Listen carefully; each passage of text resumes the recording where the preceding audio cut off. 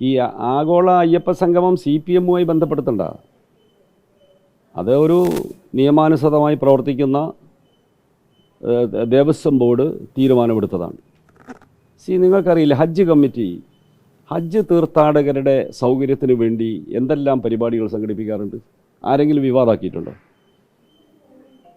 ഹജ്ജ് ആദ്യത്തെ ഫ്ലൈറ്റ് പോകുമ്പോൾ flag off ചെയ്യാൻ രാഷ്ട്രീയ നേതാക്കന്മാരും മന്ത്രിമാരൊക്കെ പോകാറുണ്ട്.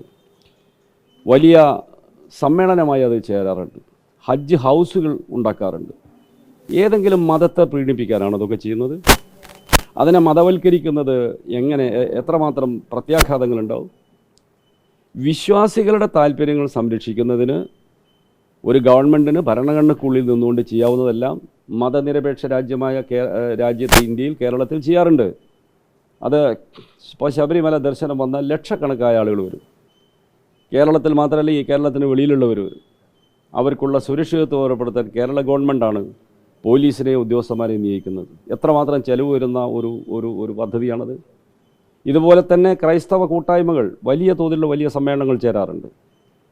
മുസ്ലിം സമ്മേളനങ്ങൾ ചേരാറുണ്ട്. അതെല്ലാം അവരുടെ സ്വാതന്ത്ര്യമാണ്. ഇവിടെ ഒരു ആഗോള അയ്യപ്പ സംഗമം സംഘടിപ്പിച്ചത് നമ്മുടെ ശബരിമലയെ ഒരു ആഗോള പിൽഗ്രിമേജ് ടൂറിസ്റ്റ് സെൻ്ററായി ഉയർത്തുക എന്ന ലക്ഷ്യത്തോടെയാണ്. അത് വന്നു കഴിഞ്ഞാൽ കേരളത്തിന് അതിൻ്റെ ഗുണം. തിരുപ്പതി ക്ഷേത്രത്തിൽ എത്ര ലക്ഷം ആളുകളാണ് വരുന്നത്? അജ്മീറിലേക്ക് തീർത്ഥാടനത്തിന് എത്ര ലക്ഷം ജനങ്ങളാണ് വരുന്നത്? അയോധ്യയിലേക്ക് എത്ര ലക്ഷം ആളുകളാണ് വരുന്നത്?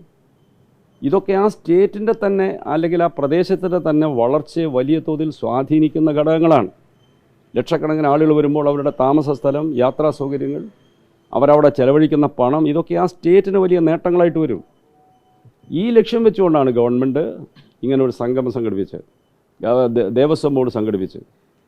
ദേവസ്വം ബോർഡ് ആ പരിപാടിയുടെ ഭാഗമായി വ്യത്യസ്തമായ സെമിനാറുകൾ സംഘടിപ്പിച്ചു. ഓരോ മേഖലയെ സംബന്ധിച്ച് അങ്ങോട്ടുള്ള സൗകര്യങ്ങൾ, താമസ സൗകര്യം, അവിടുത്തെ വികസനം, വിദഗ്ധന്മാരായ ആളുകൾ പങ്കെടുത്തുകൊണ്ട് ചർച്ച നടത്തി. അതിനൊക്കെ ആസ്പദമാക്കി ശബരിമലയെ നമുക്ക് ഡെവലപ്പ് ചെയ്യാൻ കഴിയും. ആ പ്രതീക്ഷയാണ് നൽകുന്നത്. 3000 പ്രതിനിധികൾ പങ്കെടുക്കത്തക്ക നിലയിലാണ് പ്ലാൻ ചെയ്തതെന്ന് ദേവസ്വം ബോർഡും ദേവസ്വം മന്ത്രിയും പറഞ്ഞിരുന്നു. 4100-ലധികം ആളുകൾ പങ്കെടുത്തു. 13 വിദേശ രാജ്യങ്ങളിൽ നിന്നുള്ള പ്രതിനിധികളുണ്ടായിരുന്നു. ഇന്ത്യയിലെ മിക്ക സംസ്ഥാനങ്ങളിൽ നിന്നുള്ള പ്രതിനിധികൾ വന്നു. രജിസ്റ്റർ ചെയ്താണ് അവർ വരുന്നത്. രജിസ്ട്രേഷൻ്റെ ഒരു കൗണ്ടറിലെ എണ്ണമാണ് ചില മാധ്യമങ്ങൾ എടുത്തു കാണിച്ച് 624 എന്ന്. ഒരു കൗണ്ടറിലെ എണ്ണം മാത്രമല്ല, ഒരു സമ്മേളനത്തിന് ആളുകൾ വരുമ്പോൾ രാവിലെ 10 മണിക്കാണെങ്കിൽ ആ സമ്മേളന നഗരി നിറയണമെങ്കിൽ ഒരു 10 15 അരമണിക്കൂറോ ഒക്കെ ചിലപ്പോൾ കഴിയും. അപ്പോൾ വന്നിരിക്കുമ്പോൾ തന്നെ ബാക്കി വേക്കൻ്റായ കസേരകൾ ചിത്രമെടുത്ത് ഇത് പരാജയമാണ് എന്ന് പറഞ്ഞാൽ അത് വസ്തുനിഷ്ഠമാകുമോ? മുഖ്യമന്ത്രി പ്രസംഗിക്കുമ്പോഴും അവിടെ ആ സമ്മേളനത്തിൻ്റെ ഏറ്റവും നല്ല സമയത്തും ആ ഹാള് നിറഞ്ഞു കവിഞ്ഞിരുന്നു എന്ന് മാധ്യമങ്ങളിൽ ചിലർ തന്നെ റിപ്പോർട്ട് ചെയ്തിട്ടുണ്ട്. ചിത്രങ്ങൾ പുറത്തു വന്നിട്ടുണ്ട്. ഇത് പരാജയപ്പെട്ടു എന്ന് തെളിയിക്കുക, അല്ലെങ്കിൽ അങ്ങനെ വരുത്തി തീർക്കാൻ എന്താണ് ഇത്ര താല്പര്യം? രമേശ് ചെന്നിത്തലയുടെ പ്രസ്താവന ഉണ്ടോ? ആർക്കാണ് ഇതിൻ്റെ താല്പര്യം?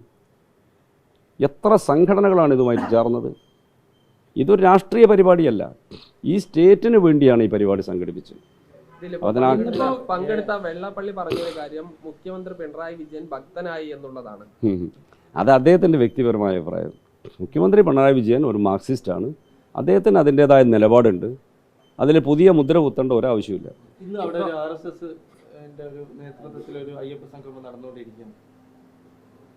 അല്ല, RSS ബദലായി സംഘടിപ്പിക്കുന്നത് അതെല്ലാം ഓരോരുത്തരുടെ രാഷ്ട്രീയ താല്പര്യം. അതിലൊന്നും ഞങ്ങൾ ഒന്നും ഇടപെടാൻ പോകുന്നില്ല. അതൊന്നുമില്ല. അദ്ദേഹം ഒരു സാമൂഹ്യ പ്രവർത്തകനാണ്.